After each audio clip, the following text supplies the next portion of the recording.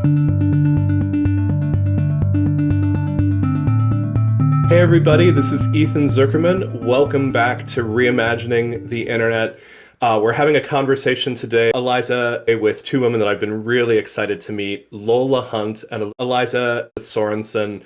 They're both in Melbourne, Australia, and they are co-founders of Assembly 4, which I think is just one of the most remarkable projects out there, imagining different internets. Welcome, you two. I'm so happy to have you here.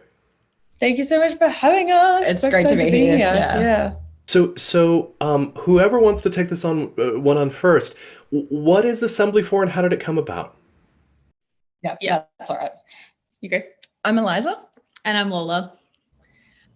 So Assembly 4 started it was a little bit before 2018, but the bulk of our projects came out of 2018 in response to a piece of legislation called FOSTA SESTA, which passed in the US.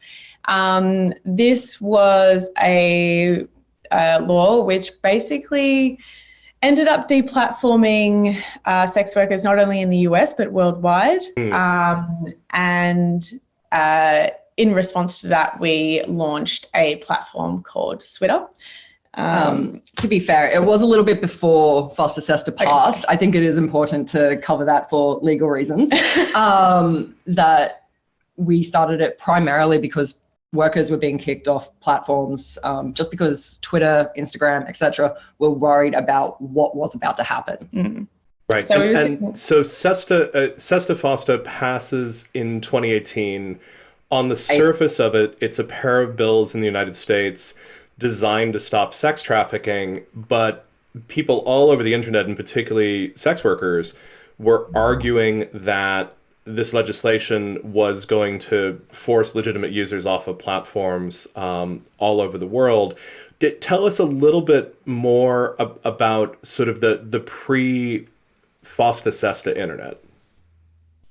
Oh God. I think it's been a bit of a weird space because in the build up to FOSTA SESTA, things were getting quite hostile anyway. At least in Australia, we were having surveillance laws pushed further onto us, and we've seen a crackdown. Many people in the United States wanting to shut down Section 230 prior to FOSTA SESTA.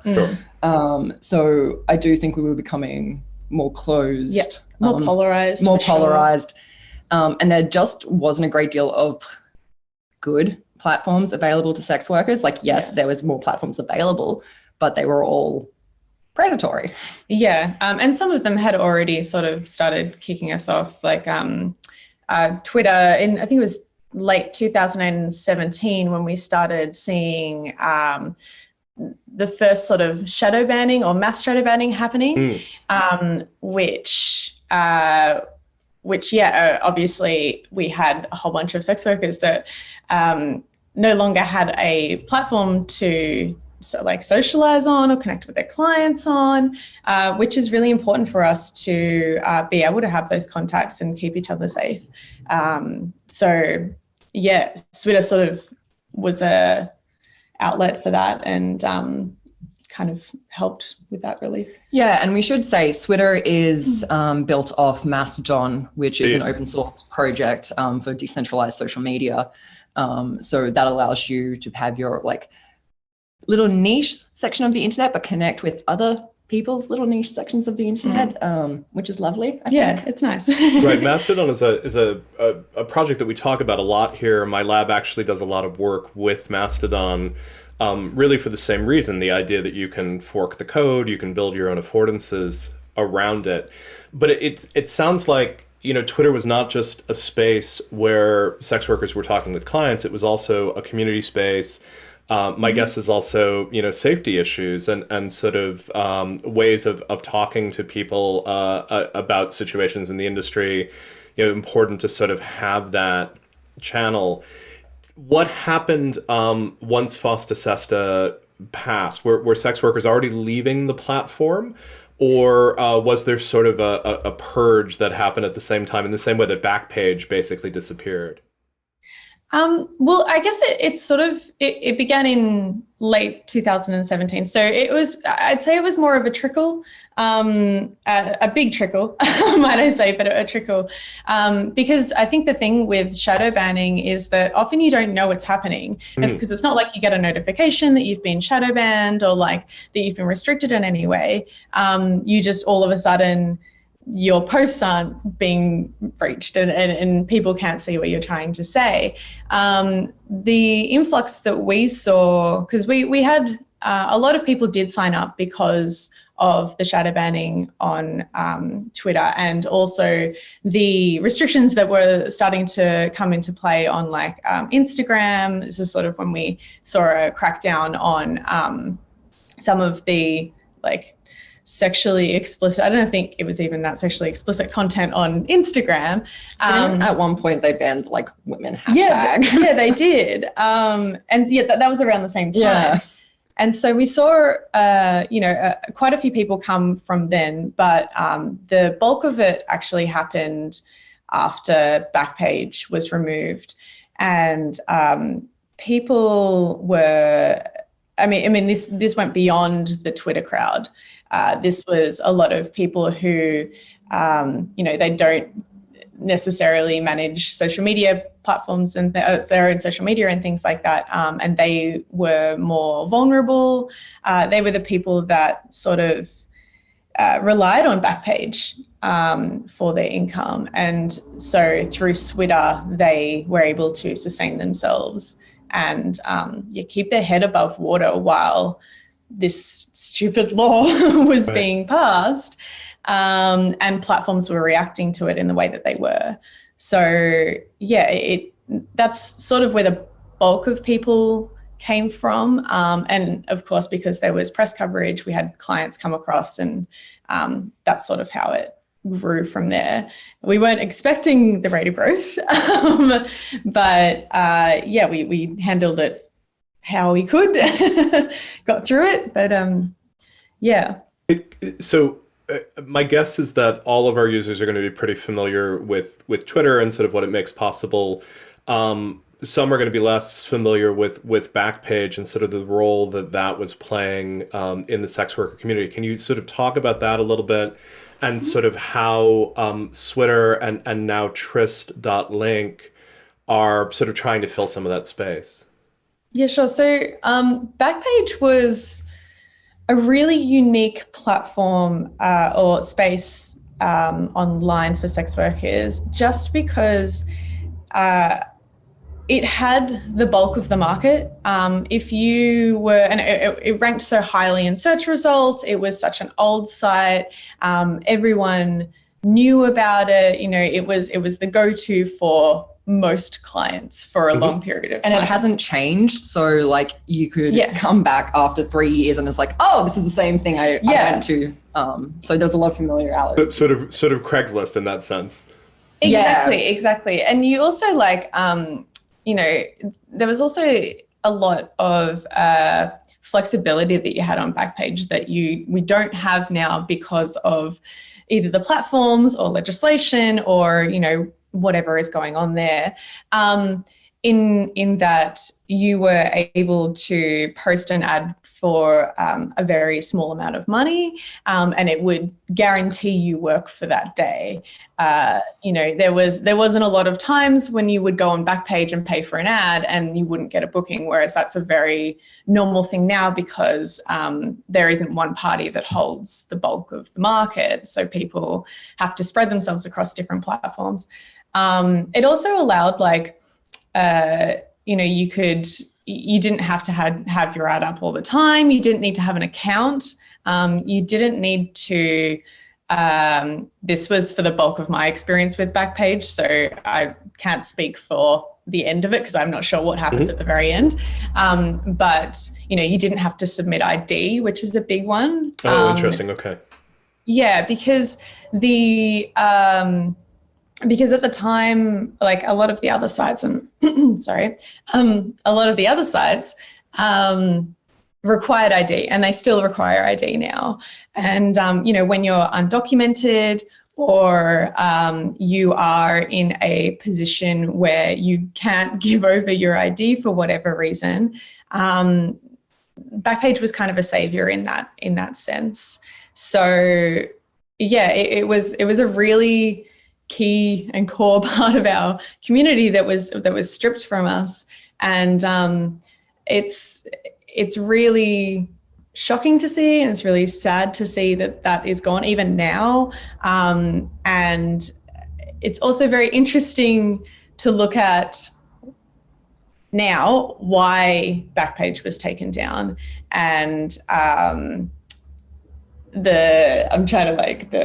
do you know what I'm trying to say? No, I have no idea. I guess that, because Backpage was like, at the time there was a lot of panic around human trafficking and human trafficking sex industry, and that was the reason that they were like, we need to take this down because there's all this stuff that's happening on Backpage and all these underage people. And for what it is worth, Backpage wasn't taken down with FOSTA SESTA. Yeah. I think that's a very important thing for people to know. It was actually just taken down with racketeering, like most things in the realm of making money criminally. And they actually worked with law enforcement for a lot of their existence. There are records of people from, was it the FBI that was saying that Backpage were very responsive and they were quick to get back to them with and it's not just FBI, it's local law enforcement agencies and things like that. One of the reasons that they kind of did get taken down was they were helping workers edit their profiles, and that kind of blurs the line between so the theory was that because Backpage was editing profiles, they actually were sort of veering into being publishers at that point, and something like Section 230 immunity was harder to achieve at that point. But so Backpage was a US company, correct? With US servers and such? Yes. I'm not entirely sure about US servers, to be completely honest. I'm going to say yes, but they were a US-based company. They were definitely a US-based company. But let's talk about law just for a moment here. So sex work in Australia is legal, it's decriminalized. Varied amounts. Like it differs state to state. Where we are, we're in a form of legalization and regulation. We are currently in a push for decriminalization across Australia. There's the Northern Territory passed last year, and New South Wales already has it, so we have a good chance of being able to pass it. Okay, so Backpage disappears. Twitter is shadow banning people. Instagram is trying to figure out what its rules are around this. Obviously, these rules keep going back and forth, right? Twitter and Instagram both seem to have gotten very comfortable these days with OnlyFans, which has its own implications within this space. But at this point, the two of you felt like it was really important to have a space expressly for sex workers. How do you go about building this? How do you go about building this under Australian law or under law somewhere else in the world? I think one of the primary things is knowing that you have sex work in a semi-legalized state. When looking at the United States, there is just the conflation of sex work and sex trafficking. And I think that's the primary reason why a lot of platforms just can't take the legal risk. Like we were kicked off Cloudflare. Like Nazis get 24 hours notice. We didn't. A press conference. Yeah. And what sort of content are they planning on illegalizing? Or what sort of content gets you the strikes? That's an interesting question. Or is the vagueness of that, in fact, the problem? Yeah. So in Australia, we have a very broken classification system and have had for at least 25 years. And they're just importing broken classification into the online safety bill. So basic BDSM falls into, I think it's class 2. Yep. So they can just strip it from the internet as abhorrent. And there have been some concessions, or at least put in the amendment, that any decision that has been taken down through the e-safety office will then need to be referred onto the classification board. But that was something that we had to fight for, including basic transparency reports, which we didn't get everything we that wanted. we needed. Yeah. The e-safety office commissioner, Julie Inman Grant, is also very close with certain organizations who take money from the United States and thus are have to sign the anti-prostitution pledge, which means that it's pretty clear what it means, I think. Yeah, like they under the pledge, it was enacted under Bush in the early 2000s, and under the pledge, you have to basically what's the word?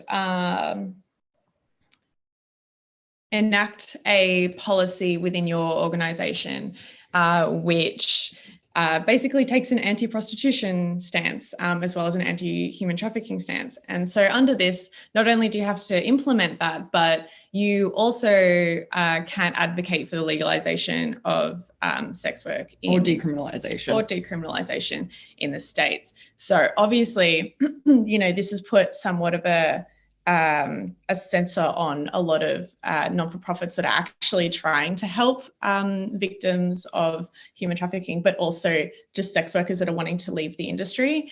And they can't advocate for legalization, they can't advocate for decriminalization, and they also can't help any of the organizations that are based in sex work.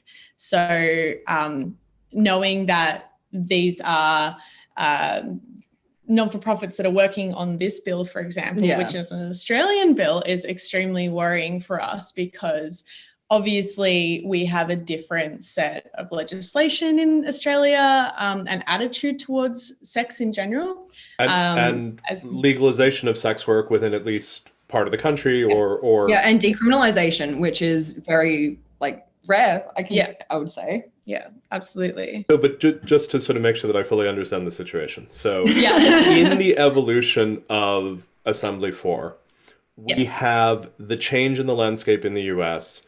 We have the platforms that sex workers are using and relying on, like Backpage, which despite the fact that it's, cooperating with authorities, or maybe because it's cooperating with authorities, not clear, it is actually, in many cases, a fairly safe space for sex workers.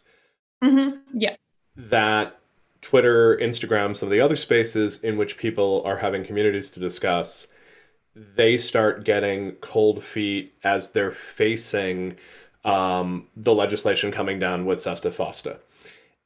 It becomes very difficult for sex workers in a place like Melbourne, where it's legal to be a sex worker, to find clients, to talk with people about work online, so on and so forth.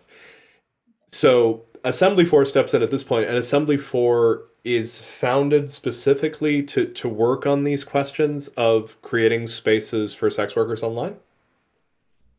Yeah, I mean, we, to be honest, we kind of fell into it initially. We didn't come from activist backgrounds. We originally wanted to create a CRM for sex workers so they could manage their stuff easier. But FOSTA SESTA came around and it really changed the landscape of, if there's no sex workers, there's no CRM. And that is a very capitalist way to look at it. But that's where that's what was happening to the industry, is if there is no spaces for us, we don't exist. Yeah. We don't get to have a say. We are invisible. Yeah. And I think it also kind of just purely because of FOSTA SESTA and the shadow banning and censorship that was happening at the time, it did very much throw us into having to think about the structures that we do live under at the moment and how we fit into those structures as sex workers and also as technologists.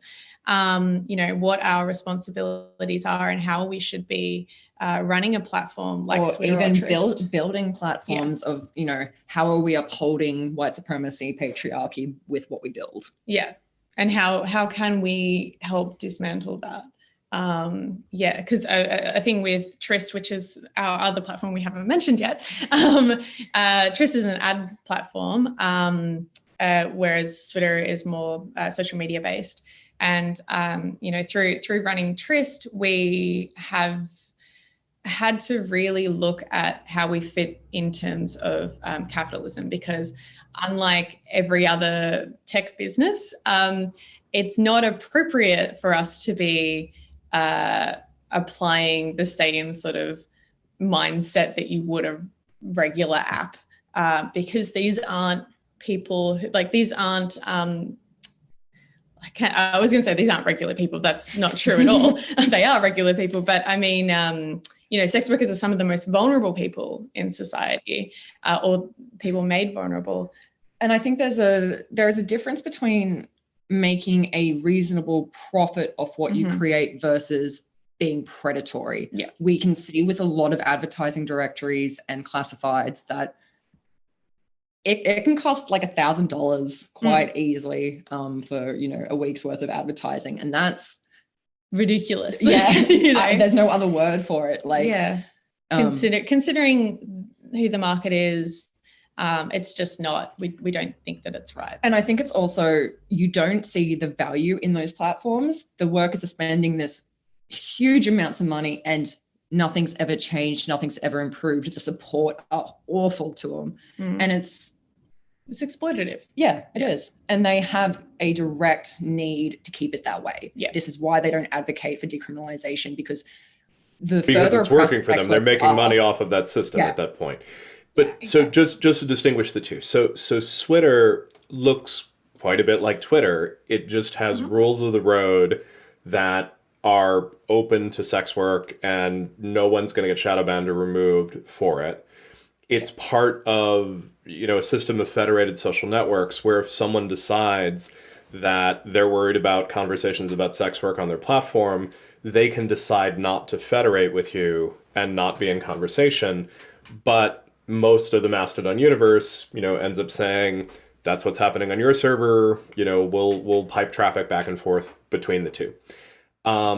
Whereas Tryst is different, right? Tryst is a standalone platform where people are buying advertising, they're advertising escort services, they're advertising content through OnlyFans, etc. What's the financial relationship there? Is that a for-profit that is subsidizing the nonprofit? How is that working? Yeah, so unfortunately, because of liability reasons, we weren't actually able to put Switter into a not-for-profit structure in itself. So it sits within our for-profit. We didn't want to charge anything for Switter at any point. And that's why we actually created Tryst, so we could actually financially support Switter, as well as, getting an ad platform up where we actually got to push some of the changes we wanted to see, particularly around language, which is important in removing stigma and shame from our community and industry. And it was also at the time we were also approached by a handful of people who were interested in investing, and which also throws another ethical question into the mix, because obviously this is something that we decided that we weren't going to take. Same with advertising, because a lot of the people who wanted to advertise with us, they were people who were from the platforms that we were speaking about before, where they were exploiting workers, where they do use derogatory language, and they continue sort of upholding these structures. And so we had to really put our foot down and be like, this is going to be a bootstrapped project, which obviously that's why Tryst came out of that, because servers are expensive. Yes, they are. Yeah. So the reason I'm so fascinated by this is that there's a history of people being deplatformed and creating alternative spaces. Often this is not a good thing, right? Often it's the Nazis get kicked off and they form gab.ai. Yeah, that's exactly what and, obviously this is coming from, the diametrically opposed piece of this, right? You're trying to figure out how to keep some very vulnerable people safe. And in part because of the insane prudishness of the US government, in some cases, it creates a very challenging legal landscape around this. So I think what's really remarkable is this idea of supporting sex workers and trying to create these sort of less oppressive, more open spaces. And I think the compromises that you've had to make sort of legally and otherwise to sort of make it happen are utterly fascinating. But I think this vision of people for whom the internet doesn't work as is, carving out their own corners is what I'm so fascinated by. So I think the question that sort of comes out of that is what else do we need? What else does the sex worker community need to, have the internet be a space that's safe for sex work? I'm like, where do we start? Because I think the biggest one is we have to acknowledge we had a lot of privilege. We had the ability to contract out as expensive engineers to pay for our servers while we were bootstrapping this company. We had very good connections in Australia within the tech community and the sex worker community. People don't realize how much liability risk is involved with starting up one of these entities or projects. And every other week we get an email from someone in the United States in particular wanting to do this. And sadly, we have to turn around and go, you really can't. You really can't do something like this in the United States because you will be arrested. We need legislation to change before we throw more risk onto already vulnerable communities. We need serious systemic structural change to happen, because I think, and as we are seeing now, the internet is being regulated. And unfortunately, what is being used to regulate the internet is legislation which is based on individual countries rather than and catering to those individual countries' values and supposed morals of the entire community, apparently. And obviously that's problematic because not everyone has the same views as a US citizen or an Australian citizen, et cetera, et cetera. And we're also trying to apply a system which was formed by, the law itself is something that was developed by a very small handful of individuals, and it was used to uphold their supremacy. It has always been used to oppress people based on race or gender, etc.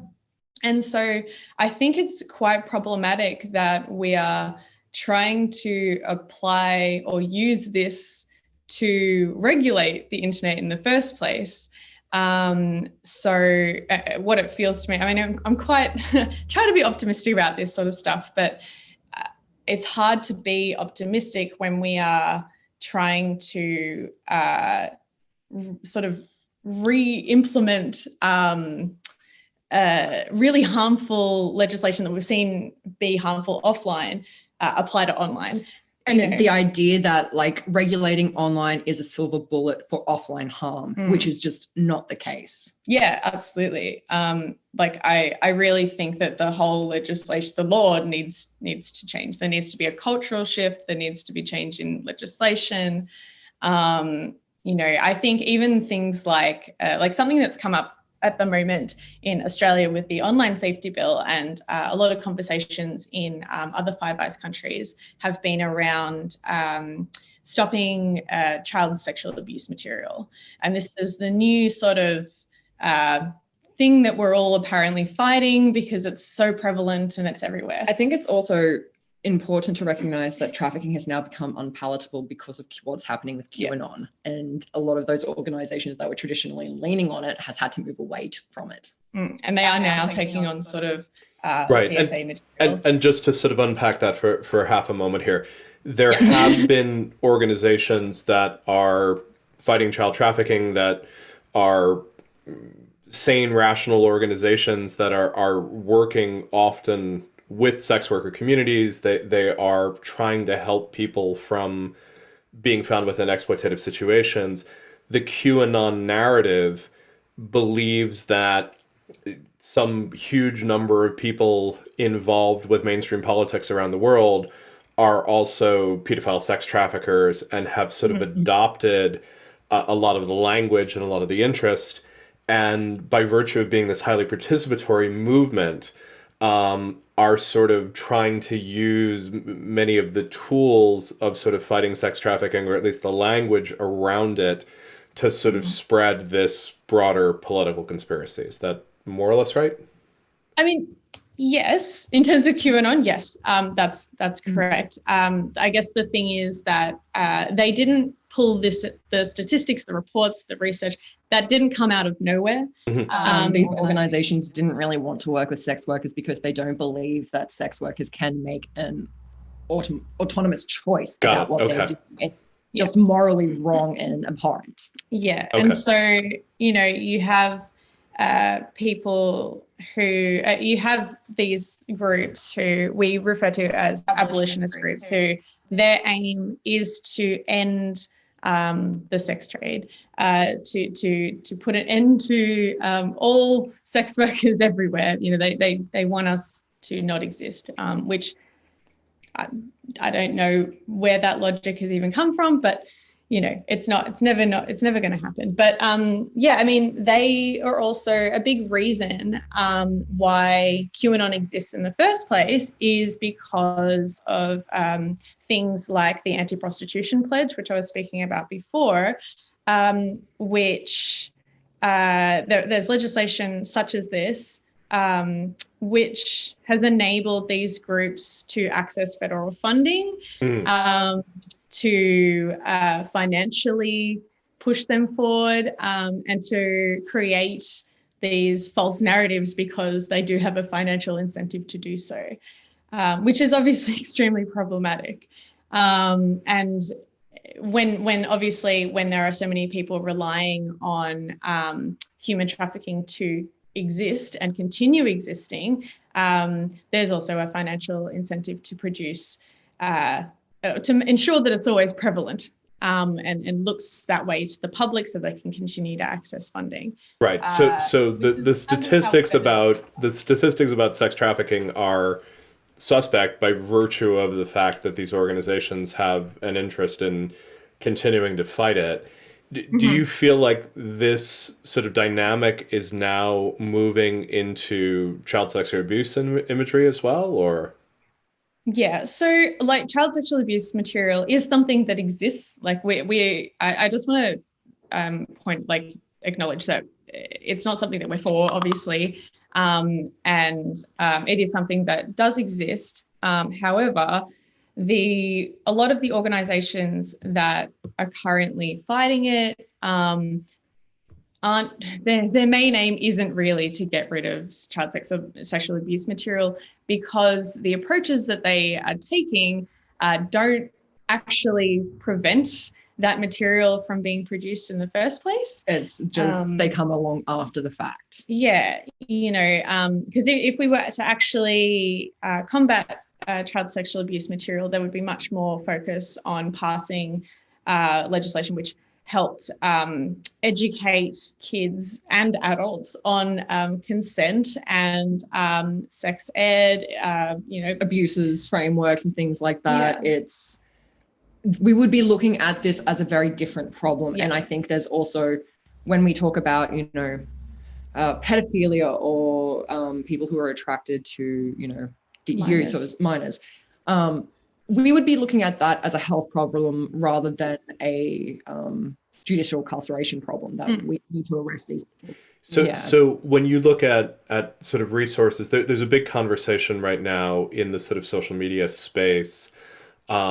Facebook has gotten quite aggressive about building a database where they're checking their imagery against a database of child sexual abuse imagery, and then trying to sort of filter it out. And there's a sense of maybe this is something that perhaps that's sort of the minimum needs to be done by other social networks.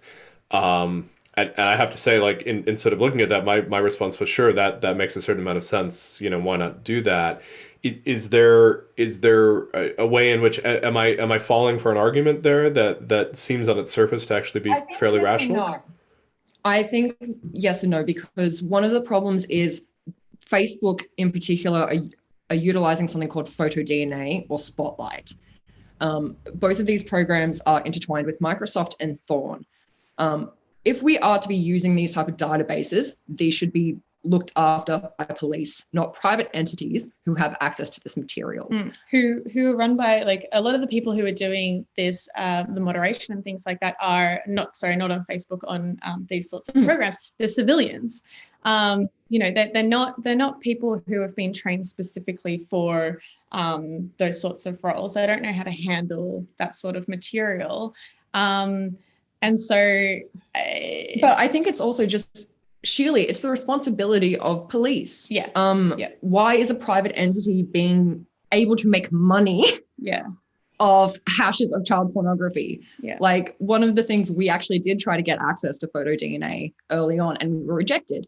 What do we do as a company?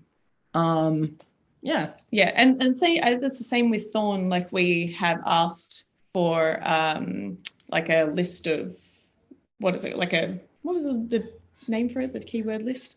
Oh yes, the keyword list that you can use against anything that gets posted onto your website. So, like, if you have certain words like Lolita, for example, which might ring a bell, then it'll send an alert or something like that to your moderation team to have it investigated. Right. So these feel like resources that just should be public resources, right? So the notion should be, in creating Switter, in creating Tryst, it makes sense to be able to have access to something where you can check imagery against a database for child sexual abuse imagery, but having that owned by Microsoft and having it built in a way where it's being built by civilians and it's not being done by law enforcement. It's also, as far as I can tell, not being audited, right? It's not being checked around. And here we've seen sort of civil rights complaints more around databases of terrorist and extremist content, where you have pushback from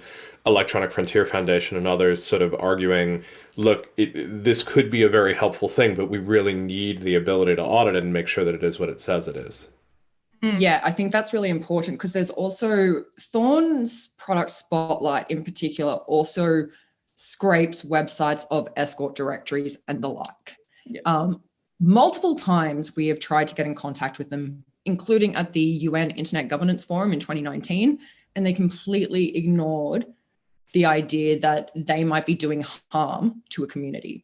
They don't provide any way to see if your material has been uploaded. There is no way to see if they've been breached. There's no way to opt out if you have been scraped. Like, there's no... And as a company, we can't prevent them from scraping us because they just don't adhere to rules. They don't give a fuck. So that's fine. We're not National Public Radio here. You can say whatever you want. But what I'm getting out of all of this is in my sort of internet fantasy universe, over in Australia, extremely smart sex workers and their allies are creating an alternate parallel internet where they can be really thoughtful about creating less oppressive, more fair, less capitalistic versions of all of this. And I was ready to sort of ask, okay, come teach us how we reform the rest of the internet. Your response is, no. Like, tech doesn't get us out of this. This is an enormous, thorny legal battle. Tell me about that legal battle. What are the things that you need to win to continue doing this work? Well, I mean, honestly, I don't know how this is achieved, just because I don't think anyone knows. But like, as I said before, on a broader scope, there needs to be a cultural shift in which there is, the various ways that structural oppression has been integrated into our society is addressed. But I think for that to happen, there needs to be a upheaval of the law in general. And there needs to be, we need to scrap it and start again, basically. From a practical sense, I think we need decriminalization in the United States, because that would stop the conflation of sex work and sex trafficking. And one of the things that's problematic about the United States, because it has so much of the tech sector, about 31 to 32%, is they export morals onto the rest of the world. Mm-hmm. And we're seeing behavior shift in different parts around sex work. Yeah. So I think we really need the United States to be decrimmed. One, for the safety of sex workers, but for the safety of the internet. Is there a venue in Europe that is better for sex workers where we could sort of imagine? It sounds like Australia is really wrestling with the Five Eyes, is wrestling with very close ties to the US in terms of questions of legislation. Is there a country that handles this better that we might sort of think about and sort of look to for carving out a space for this? I'm going to go on the negative. So I'll start out with the negative, and then Eliza can go on to the legislation. At the moment, it seems that this is happening worldwide in terms of countries using legislation to target like CSAM online and to regulate the internet under the guise of fighting CSAM online and things like that. And as a way to push surveillance. That's exactly what I was going to say. So I think that they've figured out a lot of, particularly on the right, I think that they've figured out that this is a very palatable way to push through surveillance without backlash, because think about the children, and I think like also a lot of the older generations, without being ageist, because this is totally prevalent with like in all generations, but particularly with older generations, is that because there hasn't been this, they haven't really had proper conversations around sex, and they don't have the same openness around sex and desire and things like that we have in younger generations. You're dealing with them sort of projecting their own shame and insecurities onto sex workers. And so it's very hard for them to see nuance in some of the arguments that we put forward. A lot of the time when I'm speaking about this sort of stuff, there'll be always someone that pipes up that's like, but it's just better to do something than nothing. And it's like, well, I mean, no, because you're going to do a lot of harm while you're doing that thing, and you're also not solving the problem. It's obviously very hard to pitch to people that treating people who are minor attracted as if they have a disorder or a illness or whatever, or they need therapy. People don't react well to that, and there isn't nuanced conversations around that. Same with like teaching kids consent and sex about ed. Sexuality. Like as a queer kid who grew up in rural Australia, I was bullied to no end, and the internet was the only safe place for me to find out anything because it wasn't being taught in schools. So. And if it wasn't like an argument my dad used as well when I had this conversation with him was that, and a lot of people have said the same thing, is that children shouldn't be able to go online and access porn or like look up porn. And it's kind of like, I mean, look, yeah, that's fine, but why are they doing that in the first place? They're doing that because it's a taboo. They're doing that because they're curious, because they're children, and because they haven't been taught anything otherwise. And then they go on, because porn is mainstream porn, free mainstream porn, might I say, is very much a reflection of society and the values that we hold. Of course, they're going to go on and become like, have these misogynistic attitudes and things like that, because no one is having the conversation with them about what relationship and intimacy looks like in the real world. Because like, yes, sex can definitely look like porn, but not most of the time. Yeah, exactly. And there's also like, I think part of that conversation with kids needs to cover things like misogyny and domestic violence and things like that, and coercion. Yeah, so that they do have also the language to identify when they have had their consent breached. So step one in this is a normative shift, right? Step one of this is norms and attitudes. Is there any part of the world where you see law sort of catching up with this? So I think New Zealand is a good place in general, but they do not apply their decriminalization to immigrants, which is a big problem and causes lots of hurt among that community. They're a Five Eyes country, so they have some very crappy laws already, especially around classification, because we all borrow from each other. Unfortunately, I don't think there is a country in Europe that's doing it well. Germany is mostly pro-sex. However, due to the pandemic, we're seeing the rhetoric of disease spreaders come back up, like the things that we saw during the plague. And I think that's also having a problem with the current conversations happening around sex work and decriminalization is around health. So this is a huge long-term shift. So for as much as we could admire Assembly for building Switter as an alternative, building Tryst, sort of thinking about future projects and all of this, it sounds like the overall arc is sort of a cultural project, not just around sex work, but really about sex and sort of changing attitudes, changing opinions. Is there a way that the internet work sort of plays into that as well? If we can stay on platforms, sure. Due to FOSTA SESTA, there was a uprising in sex worker activists who have just said enough is enough. And we started to see LGBTQI people being pushed off platforms, disabled educators. It is no longer just about sex workers. We were just the canary in the coal mine.